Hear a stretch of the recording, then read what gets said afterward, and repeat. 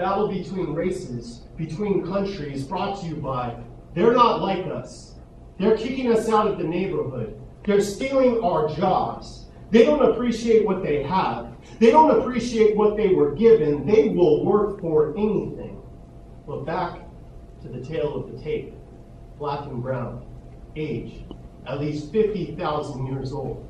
Height, enough to stand on tippy toes, dream of better tomorrows. Weight, enough to carry these smoldering cities upon our backs, our lives just as heavy, if we're in the same class. When your time to fight comes, fight for black and brown unity, because this fight spills out of the room, into the job site, into our homes, into the schools.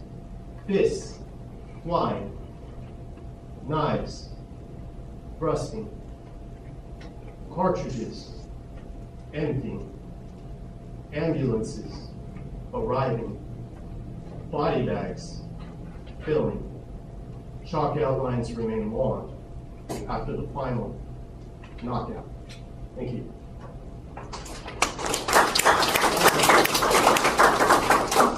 All right, so we're going to get this started here. All right. There's the image.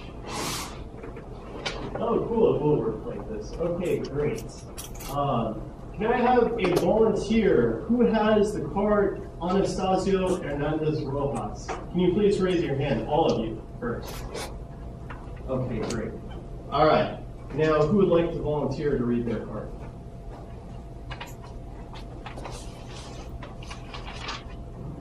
Okay, I remember your hand being raised, so I'm going to call you. Yes, please. All right, last words, Matthew Shepard. Oh, I'm sorry. If you have the card, Anastasio Hernandez Rojas. I'm sorry, my mistake. Yes. You were injured and seized by U.S. Border Patrol agents at the U.S.-Mexico border in May 2010. You were handcuffed, hogtied, and surrounded by more than a dozen agents. You screamed for help. You were taken to a hospital. You died there a few hours later. You left behind a wife and 5 children. There is a video recorded of your beating and death.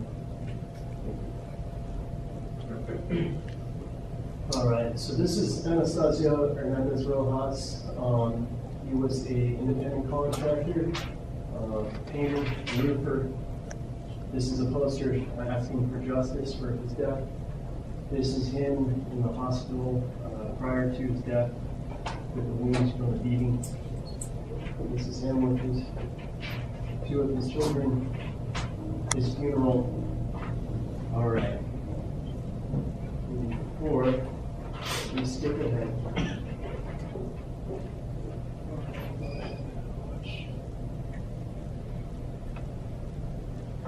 Cambiando de tema, el canal KBPS de San Diego presentó un video relacionado con la muerte del inmigrante mexicano Anastasio Hernández, quien fue muerto a golpes y con descargas eléctricas el 28 de mayo de 2010 en la Garita Internacional San Isidro, Tijuana. En esta ocasión se puede ver, en este nuevo video, se puede ver lo que sus familiares y distintas organizaciones ya habían denunciado, que más de 10 agentes fronterizos lo golpearon y le dieron toques con un inmovilizador eléctrico. Es decir, se fueron un montón, vean un montón en contra del inmigrante. La autopsia del médico forense del condado de San Diego reveló que Hernández sufrió un ataque cardíaco, aunque su reporte no indica si lo ocasionó la pistola paralizante.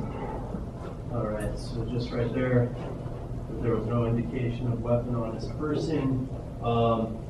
There is the typically the federal government shies away from the phrase police brutality. The phrase that they use is excessive force.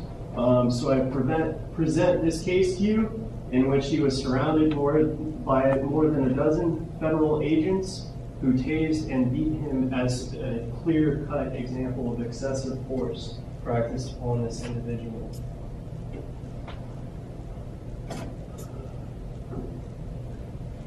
All right, and show of hands, who has raison?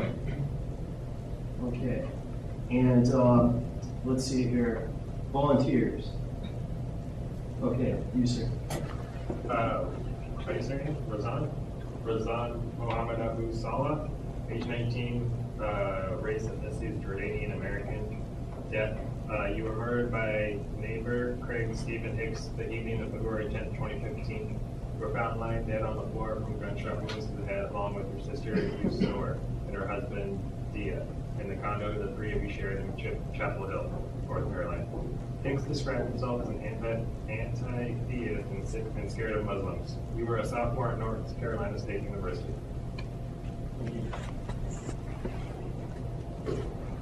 So this is Rizzo.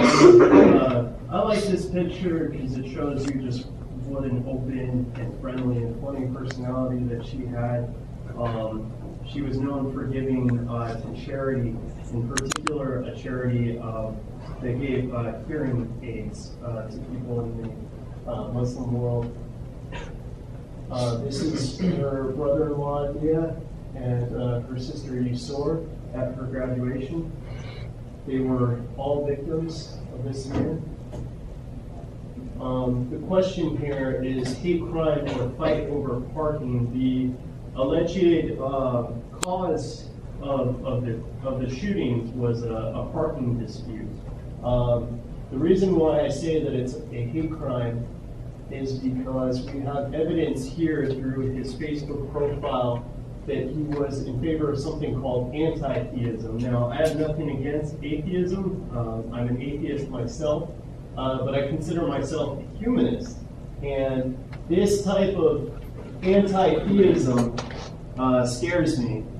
Of course, I want religion to go away. I don't deny your right to believe whatever you'd like, but I have the right to point out that it's ignorant and dangerous for as long as your baseless superstitions keep killing people.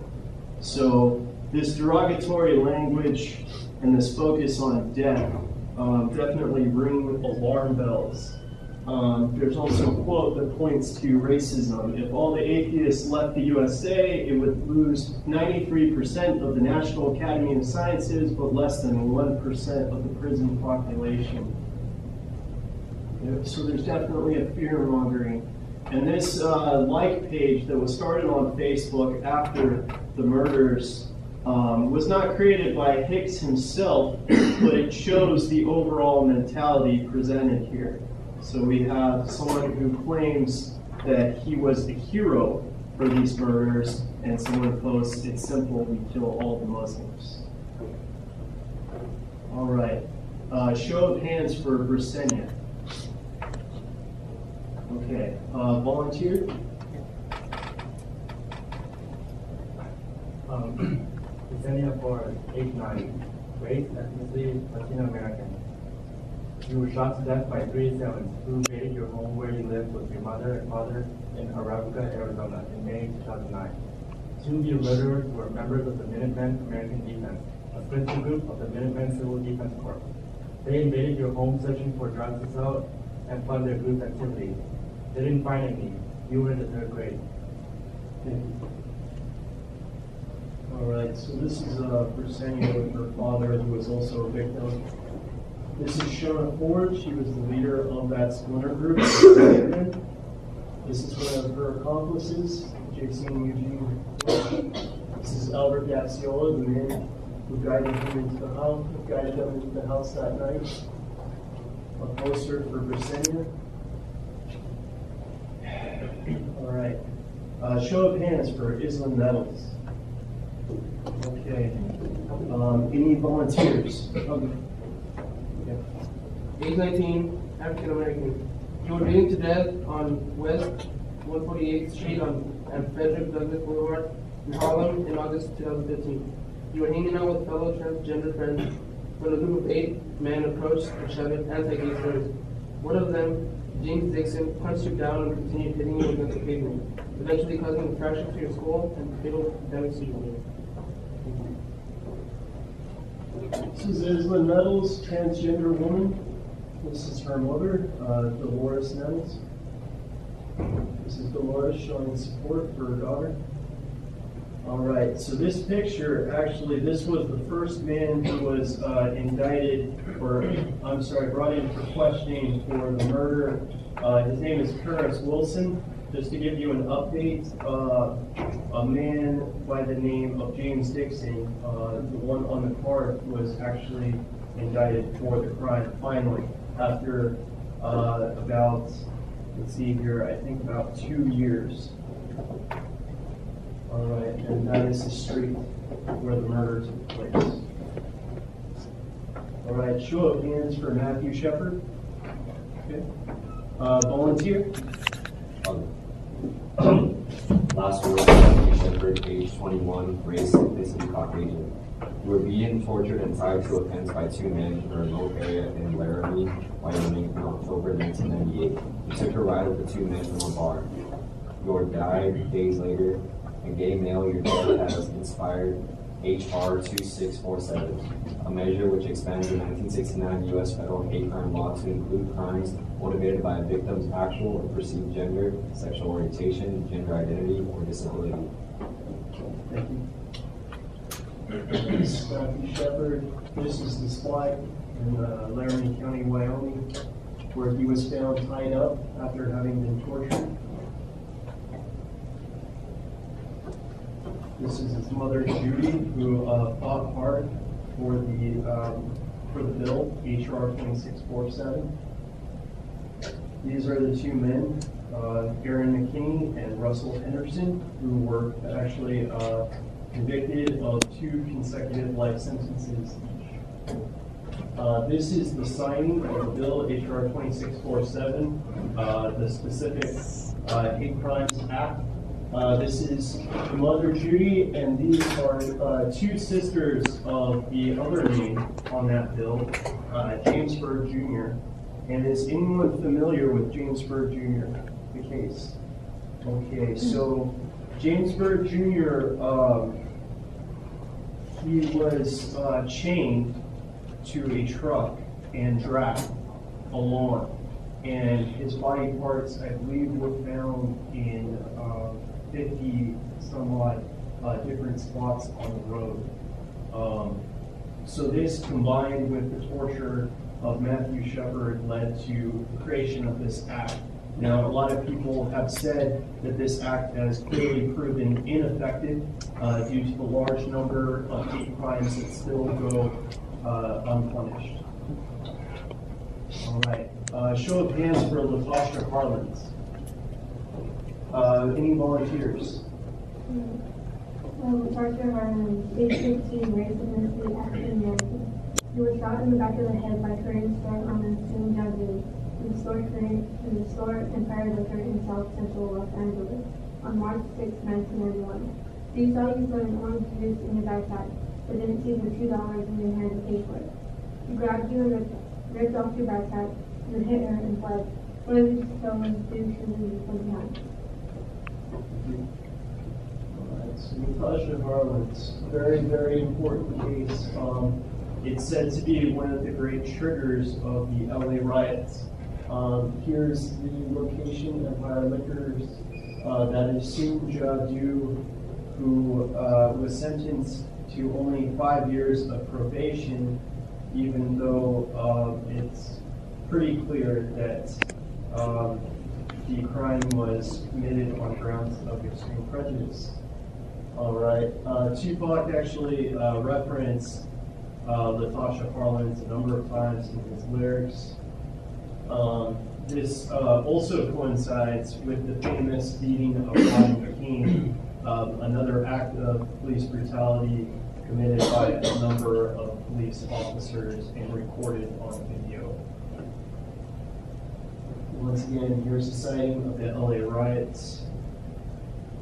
All right, who has Kelly Thomas? Show of hands. Any volunteers? Are you sure the only one? All right. Kelly Thomas, age 37, race ethnicity, Caucasian. That you were favored in being by 6 officers of the Fullerton Police Department in Fullerton, July 2011. You were homeless and suffered from schizophrenia, and you screamed out "bad, bad" as you were beaten. You were taken to St. Jude Medical Center, but then transferred to Cedar Line Medical Center.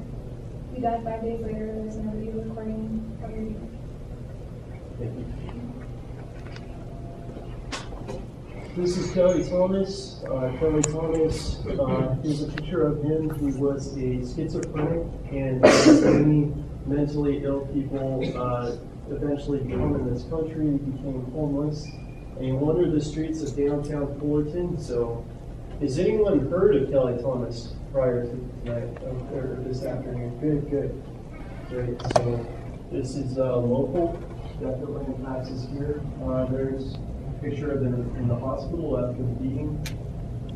These are the two officers who were mostly implicated in his death, Jay Cincinnati and Manuel Ramos. This is the taser that was used to tase him, and as you can see from the blood, the taser was converted into a blunt force object and used to beat him. We'll go ahead and show a video that shows the incident. Feet out in front of you. Feet out in front of you. Not walking around it. You're very nice. Yeah. Feet out in front of you. Feet out in front of you. Feet out in front of you.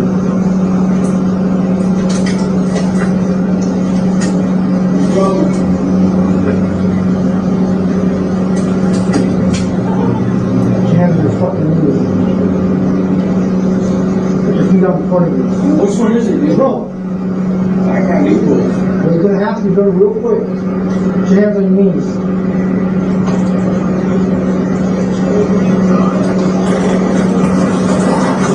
Now, keep my fist. Keep ready. Start punching, dude.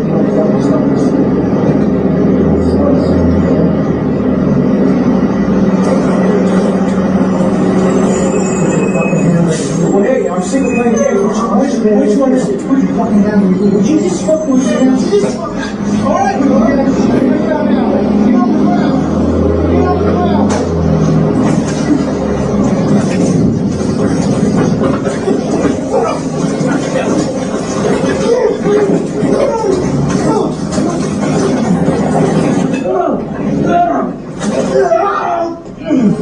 Okay, fuck. Okay. I'm sorry, dude. I'm sorry. I'm sorry. Put your hands. Put your hands on your back. Put your hands on your back. Okay. Okay. Put your hands on your back. Okay. Put your hands on your back.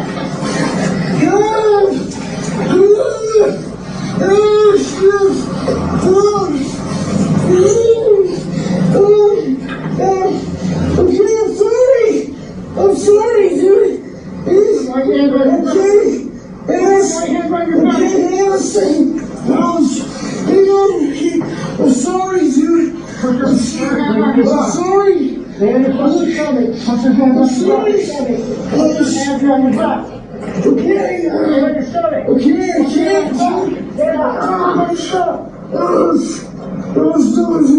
Okay, I can't breathe, dude. Okay. Dude, I can't breathe, man. Fuck. Please, I can't breathe. Okay. I can't breathe, man. Put your hands on your back. Okay, here, dude. Please.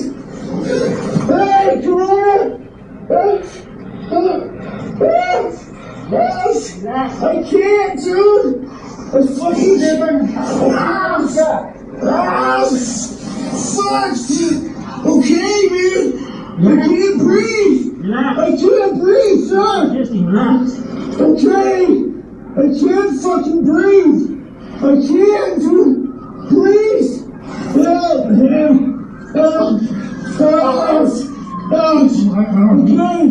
Hey, I'm sorry, man. Okay. I'm sorry. Joe, on your right. Hey, on your right. I'm sorry. What the fuck? I'm sorry, dude. I'm sorry, dude. Please. Take the gun, dude. I'm sorry. Okay. Face down. Okay, yeah. Put your face down. Okay. Ouch. Don't say me. Lay on the ground.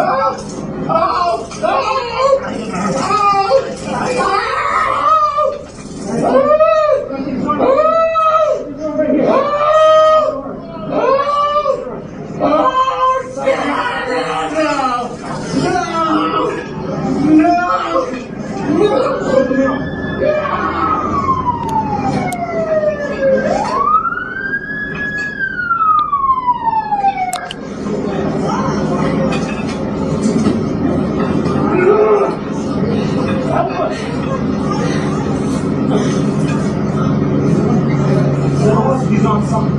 Here, I got this.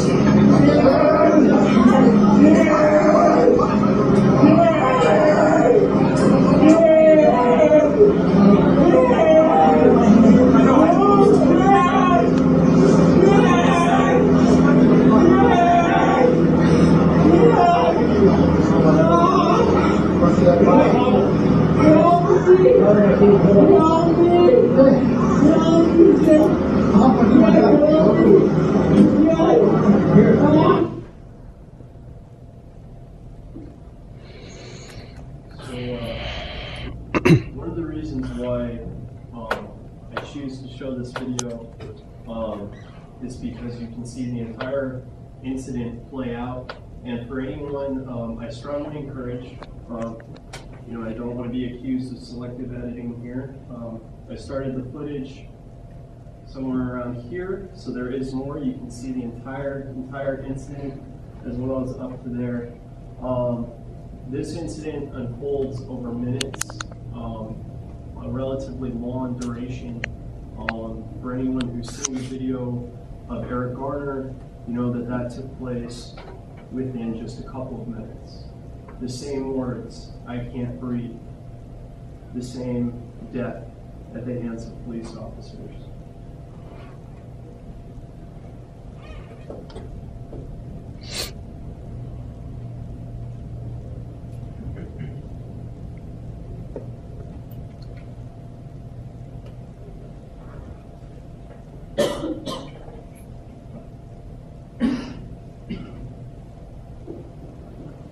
Who has Mike Brown? Okay, volunteer? Mike Brown, age 18, African American. You were shot to death by police officers. Officer Darren Wilson on Capital Drive in Ferguson, Missouri, around noon on August 9, 2014. After an altercation by his parole, patrol SUV, Wilson chased 148 feet from his vehicle and fired 6 shots before he turned to the station. He later said about you, it looked like 18 minutes. He shot you 4 times, killing you 6 minutes the same. That put your hands up and you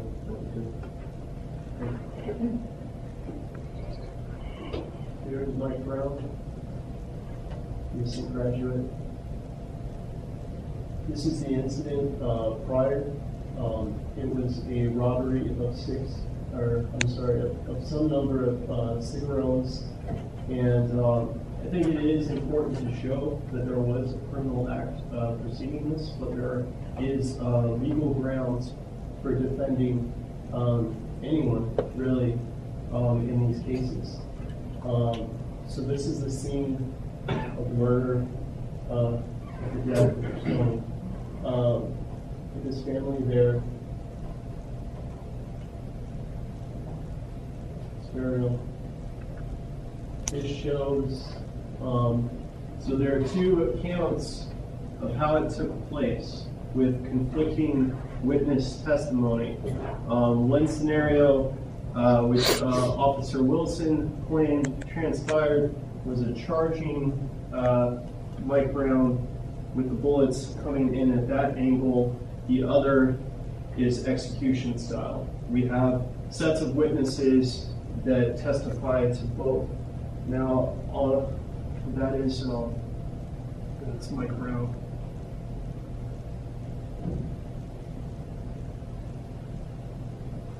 So I support the surrender and the don't shoot testimony of over 8 witnesses to the incident. This is a video recorded immediately after the shooting in which 2 construction workers reenacted don't shoot, hands up. Both of these individuals were so afraid of reprisal from coworkers, the police department, the community, that they both refused to reveal their identities and failed to come to court for the actual hearings. Okay, so we're going to go ahead and go into bias breakdowns and hate crimes. This is data collected by the FBI.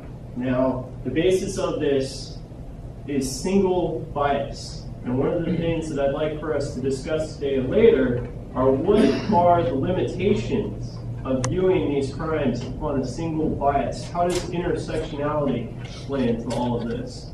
Well, one of the things I'd like to show is that it does document that 48.5% is racially based. All right, so now moving on to cases of excessive force, police brutality. So this is a case, Tennessee versus Garner. It sets a precedent for cases such as Mike Brown's. Now, the reason why I brought the 148 feet into question is because it establishes that Officer Wilson did have time to wait for backup. He did have time to stop and reevaluate the situation. This case, Tennessee versus Garner, was one in which a 15-year-old who robbed a house was fleeing, and the officer, in order to enact his arrest, shot Garner in the head, Edward Garner. This was ruled as excessive force in this case. All right. So, in terms of excessive force, due to the deaths, or due to most likely one of the biggest influences on this was the beating of Rodney King. And this was HR 3355, and it has a section asking for data on use of excessive force. It asks the Attorney General to collect data on excessive force by law enforcement officers each year. This is not collected. This is not collected. The closest thing to it is this right here. So the FBI each year presents a report of what they call justifiable homicides. So this is each case in which an officer kills someone, and is called a justifiable homicide. Now, what are the implications of using the term justifiable, and that there is no separate category for excessive force? There's no data here on excessive force. So up to 2011, we have 393, and we are left to question how many of those. How do we know? Who do we know? What do we know about it? We don't. So that's something I'd like you to all think about. I used to not present any of this, but I feel because of the recent deaths of Mike Brown and Eric Garner and Ezell Ford and so many others, that it's so important to stress this point. All right, so here we have U.S. population, 13%, all victims, all what are referred to as justifiable homicides, 31%. So there's an amazing difference here. All right, and after the deaths of Mike Brown and Eric Garner, for a while it was trending the term all lives matter, but I think that undercuts the significance, once again, of this statistic, 31%. All right, so once again, we'd like to reflect on the people we've discussed today: Anastasio Hernandez Rojas, Rezan Mohammed Ali, Yesenia Flores, Isla Nettles, Matthew Shepard, James Bird Jr., Natasha Harlins, Kelly Thomas, Mike Brown, and the countless others. All right, so at this time, once again, made a statement that I am an atheist, but I believe at this time, let's go ahead and have a moment of silence. If we can lower our heads and take a moment to think about these people and all other victims of prejudice.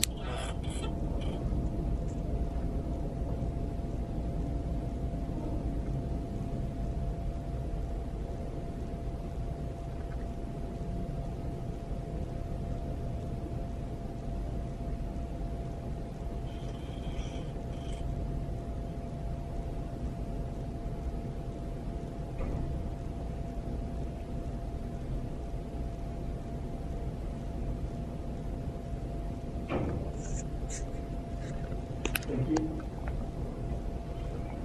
All right, if I could go ahead and have the lights on. All right, so we all have cards. What I'd like for us to do. All right, so I'm going to make you swear an oath. Nothing too terrible, I promise. All right, please raise your right hand. All right. Okay. Please repeat after me. I solemnly swear to tell the story of my person as truthfully and sincerely as possible. I do this to honor their memory. Call attention to the injustice of their death. And to support those who continue to live with their struggle. I might not know much about the person I have been given. That's okay, I have an imagination. I promise not to judge anyone for their interpretation of these last words, as long as I feel what they are writing is in the spirit of sincerity and solidarity. All right, so what I'd like for you to do is I would like for you to write. Imagine you are that person. Imagine what their last words are. Imagine what their last moments are like. What are they thinking? What are they thinking about? Are they scared? How scared are they? Have you ever been that scared? So I'd like for you to write. And I'm a poet, and I rhyme, but you don't have to rhyme. You can rhyme if you want to, but you don't have to. So anything is good. People have written dialogue, people have written more technical material, people rhyme, all sorts of different things. But the important thing is that you write and you take time, and please consider, yes, what it was like to be this person in their final moment.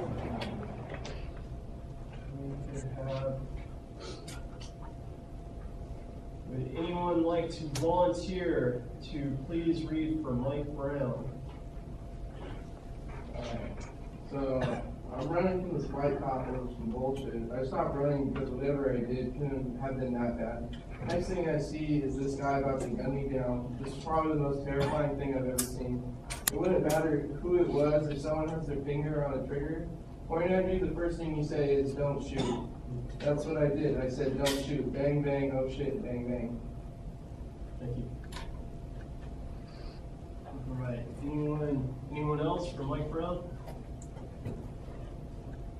All right. How about Kelly Thomas?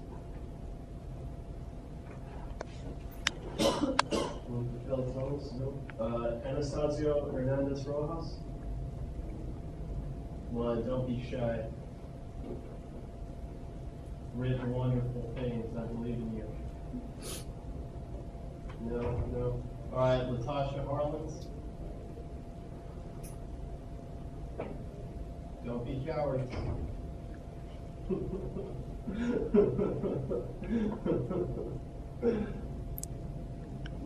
All right, Yesenia Flores. Okay, I'm going to start picking you up. Okay, great. Thank you. Give him a round of applause.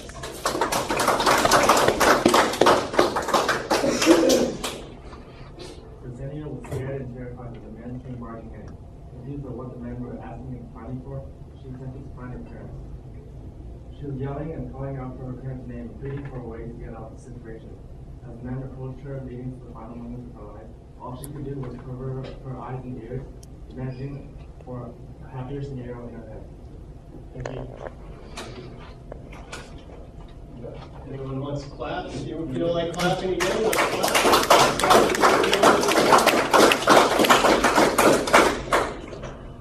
All right. Does anyone have Matthew Shepard?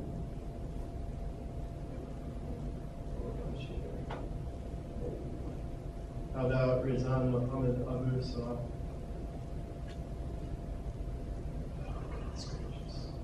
You're so shy. All right, Isla Nettles? All right, I'm gonna start, okay, thank you. Stop. Why? Wait. You don't know me. Please. Thank you. All right, please give him a round of applause.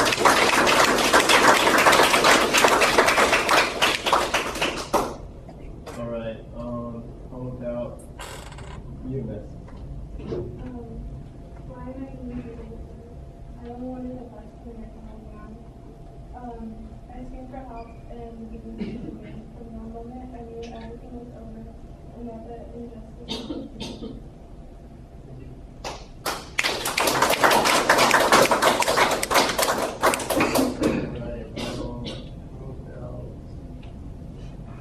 You, sir. What does it take to end this war? No matter where I go, this war follows. The war of persecution. How much blood has to be spilled? When is it enough?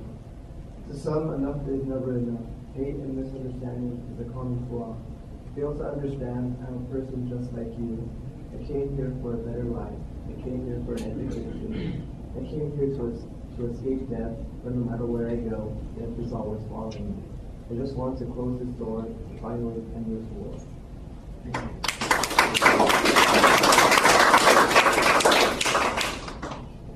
But, any more volunteers?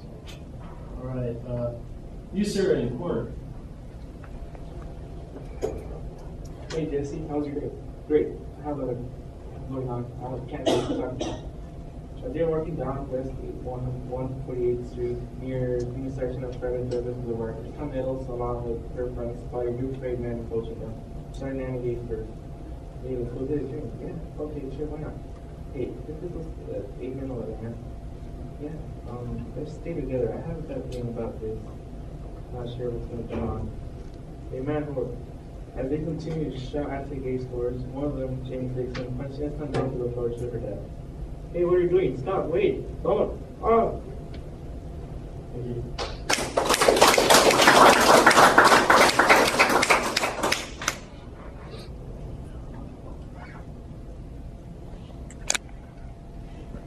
All right, let's see, let's hear from a couple more. About, who are you? All right. I'm not pointing at anybody. You, Miss. Oh, you? Yes. Evelyn Edwards. Why are you doing this to me? What have I ever done to you? What are we doing to you? This is cool. You have no valid reason to be doing this to me. Please stop. I have done nothing to any of you. There's nothing wrong with us. There's nothing bad about being transgender. Think about what and why you are doing this. I am a human being just like you.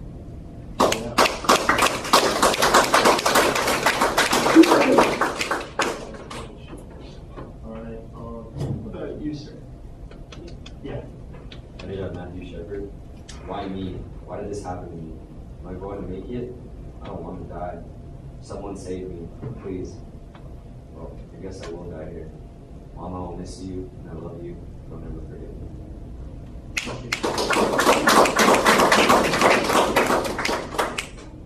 All right. So, any volunteers before we close out reading the poems? Nope. Yes. Okay. All right. So I'm going to go ahead and ask you all some questions. All right. So let me see.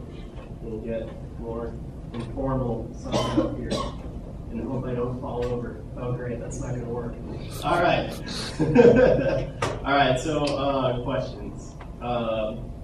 Were any of you familiar with the person whose card that you received before today? Yeah. I've seen my Charlotte videos with complicated. Right. Yeah. And so for anyone else? I've never heard of this case. I'm Matthew Shepard. Oh, wow. Great. And so for anyone, Was it difficult for you to put yourself into their shoes? Yeah.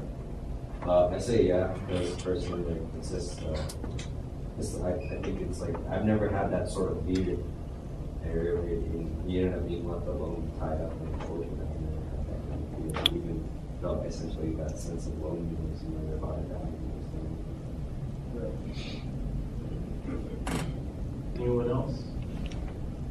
When I was 9, I had a blood clot in my kidney, and I almost died. I remember every time that I would throw up, that's the only time that the pain would go away, and it was like a series of like in and outs. Like I would lose consciousness, come back up, lose consciousness, come back up, and then I woke up in the hospital, and it kept hurting. This is before they gave me anesthesia, and I thought, am I gonna die, right? And I can only imagine, like, watching some of the videos, especially Kelly Thomas, like, imagine that kind of pain, and you know, like, as a kid, oh, it's going to stop eventually, but you can only imagine if it doesn't stop, and then eventually, you know, it's nothing but darkness. So, yeah. Okay, here's a question. Did anyone learn about themselves or the person through the process of writing the poem? And or, that's pretty abstract. Did anyone do any research on their phone, on their person? Oh, wow, okay. You usually get a couple. All right, let's see here. Was there any information that you heard in the presentation in regards to hate crimes and police brutality that you were unfamiliar with? Well, I was kind of just a crime about Kelly Thomas. That's like close to home, like literally, like it's like 2 miles down the road. Like you don't see that. And then, like, I don't know if that was like that. I didn't know that social disabilities are hate crimes. Right. Yeah, technically place that in the category of police brutality. Yeah. And excessive force. Because he was a schizophrenic, and that's a hate crime. Right. That is definitely a disability. Yeah. Does play into it as being a schizophrenic. So yeah, absolutely. Yeah, that's weird. Yeah, to think about it being so close, just a few blocks away. And I think what happened is he was actually by outside of one of the bars, and the manager, I think he denied it later on, but he eventually, I think it was the bouncer and the manager, they discussed it, and they decided to call him because they have a policy of clearing out homeless people away from the bar because they are fearful that it would attract customers. It was Continental Room, for those of you who know where that. There you go. Oh man, I used to love that bar. But yeah, so yeah, exactly. So yeah, that's definitely something close to home. Another case that I didn't present today, but it's the case of Manuel Diaz. Is anyone familiar with that case? So Manuel Diaz, that took place in Santa Ana about 2 years ago, I believe, 2 to 3 years ago. And it was a case in which he was handcuffed and placed on the ground and shot in the head after having been handcuffed. There's at least one other case like that. I'm drawing a blank right now, but yeah. So that's just, a city over, where we are right now. This is happening so close and so often. As you pointed out, the victims, largely, there's statistics, largely when the victims of police brutality who are unarmed are white, it's mostly because of schizophrenia or other disabilities. All right, let's see here. All right, here's a question. What are the limitations of imagining yourself as someone of a different race, class, or gender? It's hard to put yourself in someone else's, even though I got an African American, but I can only imagine that you're like wearing a mask. So you know the mask is going to come off eventually because you're the one who put it on. But if, you are, so that's a limitation because you know that eventually it's going to come off. Right, absolutely. Did anyone else feel like that? Anyone else relate to that? Yeah, absolutely. I think that is one of the things that's kind of startling about it. Did you have something to say here? All right. All right, so here's a question. Have you or a close friend or family member been fearful for your life due to a possible attack because of your race, class, or gender?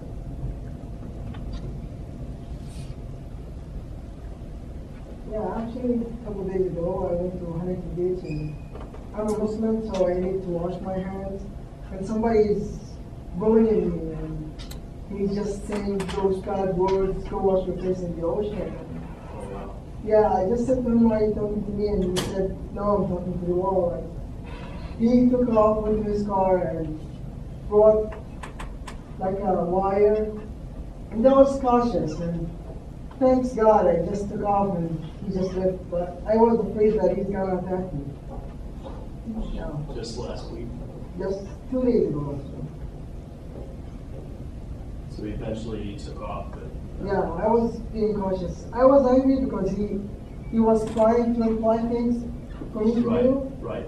And I don't know if it's a smart thing to ask him, are you talking to me? Because eventually the atmosphere will get like intense and we might get into a fight. Right. So yeah, I was just between, should I confront him or should I play dumb and go, you know? Yeah.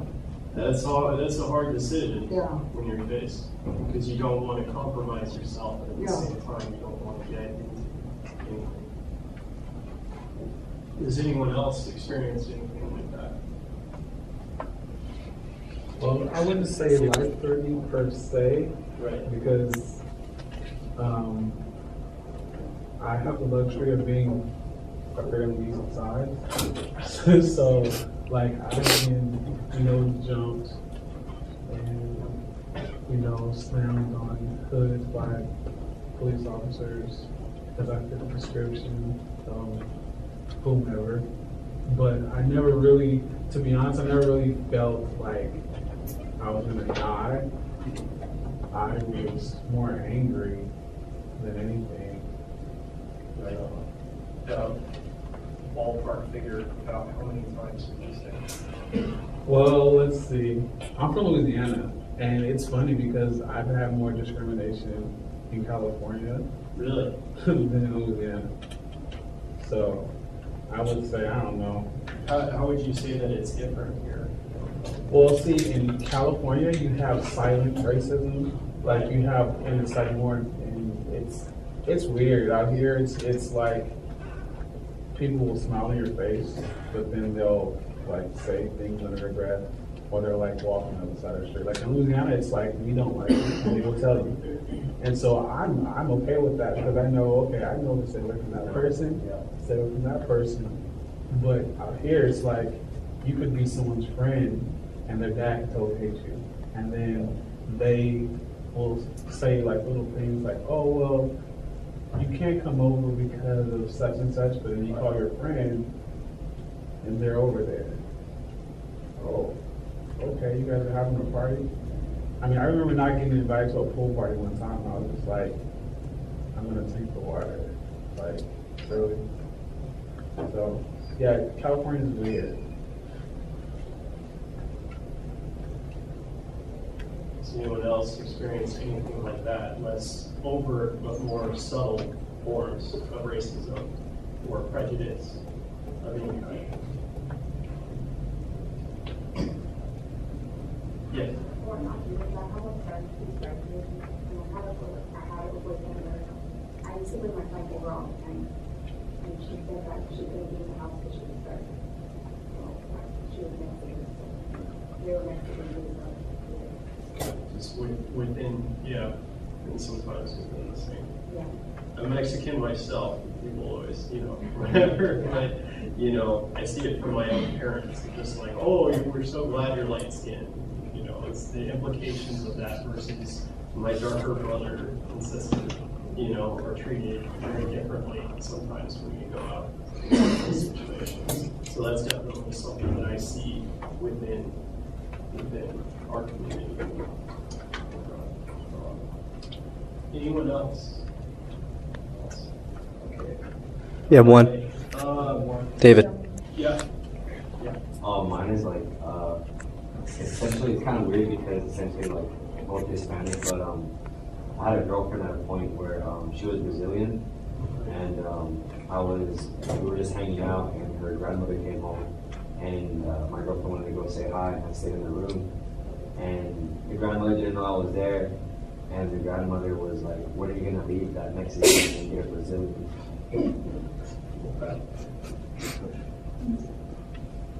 Yeah.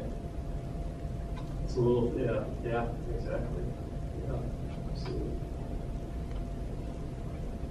All right, so did anyone, during the presentation or even looking at the single bias FBI graph that showed how the victims of hate crimes are chosen, does anyone have anything to say about intersectionality? What could be the limitations of having a single bias chart or single bias data on the victims of hate crimes? I don't think sometimes you can't really know what the person was thinking when it happened, so you can like pretty much tell it's a hate crime, but because they don't actually say it or they deny it, you're never gonna really know. So I feel like sometimes you can't really know what the intent was, even though you kind of, you know, but you can't for sure know. Some cases, yeah, exactly. That's true. That's definitely true. So sometimes it's hard to see what it could be. Anyone else? So within that chart, even there have been a lot of statistics that have come out between the extreme overlap. What a small percentage of people make up the population, such as transgendered women like Islam Nettles. What a small percentage of the population. Yet, how often people like Islam are targeted because of this overlap between her different identities, between her identity as a transgendered woman and an African American. So in that case, when you have this single bias graph, it's difficult, to place. Where do you place? And actually, is it more relevant to combine the two? Or is it more relevant to focus on one or the other? So that's definitely one of the difficulties in dealing with. And just perceiving what a serious issue that is, how these different forms of prejudice can overlap in certain cases, and how certain age groups within a different group can be targeted more often than others. All right, so one last question. So in presenting this presentation, some have viewed the focus on these murdered victims or killed victims as unnecessary. What are the pros and cons of launching a discussion like this by focusing on these specific victims and their stories? Anyone have any opinions on that?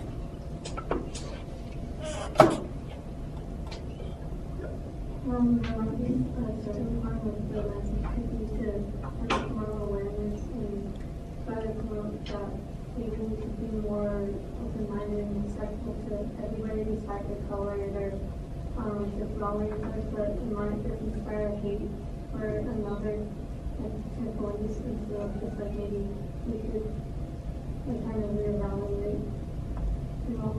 Right, absolutely. I think that's a great point. That's a great point. There could be a fear shift in focus.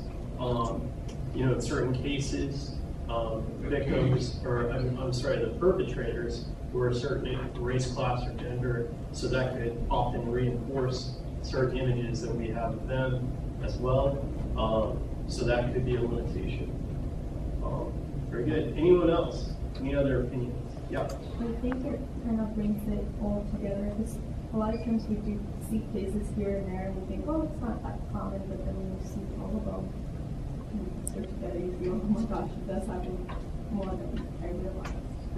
Right, absolutely. I feel that, yeah, absolutely. When you see it, just one or two or here or there, it's easy to get lost in the shuffle, and I think that's why that picture of the Black Lives Matter with all of the different victims, the impact of that is so powerful, and the impact of seeing some of these charts and graphs and hearing so many of these different stories. So thank you so much for attending the presentation. I'd like you all to give